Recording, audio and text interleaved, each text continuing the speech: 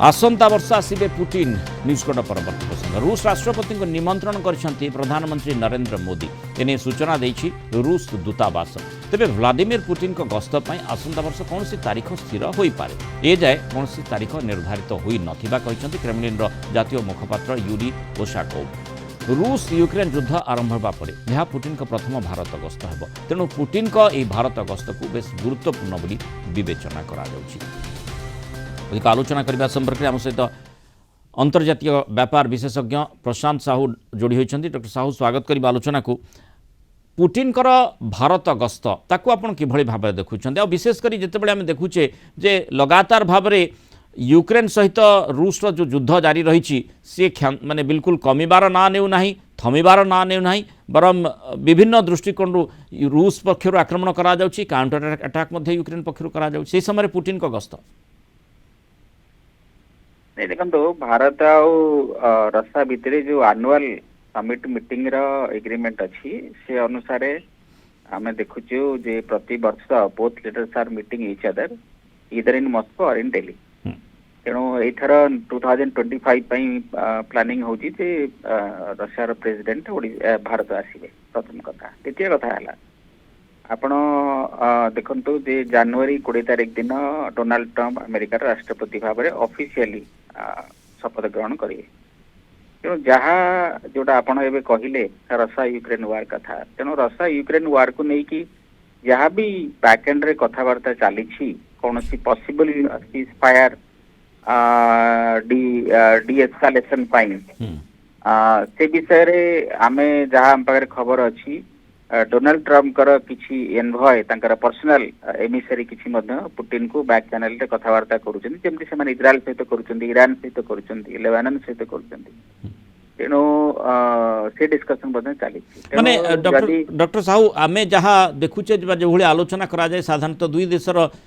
प्रमुख व्यक्तिविशेष जदि बा प्रमुख नेतृत्व जदि एकाठी हुअन्ति द्विपाक्षिक संपर्क बढ़े किंतु से द्विपाक्षिक संपर्क अन्य राष्ट्रर गुरुत्वपूर्ण राष्ट्र द्विपाक्षिक संपर्क को प्रभावित जमती न करू विशेषकर भारत परिप्रेक्षी तार महत्व अधिक रही से दिगटिक मध्य किबार आवश्यकता रही। हाँ हाँ देखो आम जिते बड़े द्विपाक्षिक कथबार्ता होउछंती केवल जे सेई दुई कंट्री भल मंद विषय कथबार्ता हो नाहंती बा तांकर दुई कंट्री संपर्क विषय बा तांकर भविष्य विषय वर्तमान विषय केवल कथबार्ता हो नाहंती जदि पृथ्वीर किसी सेमती अन्यान्य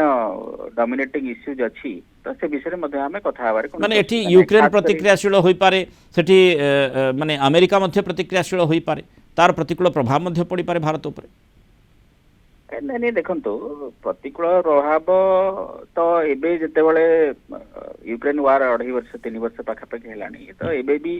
जिते बड़े प्रधानमंत्री मोदी इलेक्शन जीतला पर एठी तृतीय थर प्रधानमंत्री हला बळे मॉस्को जाइथिले यूक्रेन प्रतिक्रिया देइथिला जेहेतु यूक्रेन प्रेसिडेंट पुटिन को टेररिस्ट बोली कहूची ते मर्डरर बोली कहूची तेणु प्रधानमंत्री मोदी जाइकी जो पुटिन के सहित कथा हेले एवं तांको हक कले जो तांकर स्टैंडर्ड पर्सनल स्टाइल तो बहुत रिएक्शन आसला यूक्रेन रू but that apart more understanding होची जेतेबेले वर्तमान भारत गोटे इम्पोर्टेंट रोल प्ले करिछि जो एंटायर कॉन्फ्लिक्ट को डीएस्केलेट करिया पई आज्ञा प्रधानमंत्री मोदी मध्य यूक्रेन जाइथिले पुटिन के सहित मध्य कथबार्ता हिची तेणु आगकू तार कंक्रीटाइजेशन जहाँ भी प्रपोजल अच्छी ताको को शेप रे निया जाई पारिबो एवं पॉसिबल पीस जहाँ डील हबो रशिया यूक्रेन भितरे से सेमाने भारत को मध्य कॉन्फिडेंस को नेबे चाइना को कॉन्फिडेंस को नेबे इवन अमेरिका मध्य कॉन्फिडेंस को नबो भारत और चाइना को एमाने they are all major players in the world affairs now तेणु कौन सी रशिया यूक्रेन डील सस्टेनेबल हबो नाही जे पर्यंत पृथ्वीर अन्यान्य मेजर कंट्रीज ताकू एक्सेप्ट न करिसेंती तेणु मत लगुच जेहेतु भारत वर्तमान सेमता स्थिति रे अच्छी विश्वर बड़ बड़ इश्यूज रे भारत को कनसल्ट करा होची भारत इंपोर्टेंट भूमिका ग्रहण करुची तेणु सेही कॉन्टेक्स्ट रे आपण रशिया यूक्रेन वार को मते देखि परिबे ए जो बैठक जहाँ जो प्रकार माने पुटिन भारत आसिबे बोली सूचना रही प्रधानमंत्री मोदी तांको निमंत्रण करिसेंती जदिओ निर्दिष्ट तारीख स्थिर होई नाही तेणु तार प्रभाव निश्चय रहिबो। बहुत धन्यवाद डॉक्टर प्रशांत साहू आलोचना रही मतामत रखिए।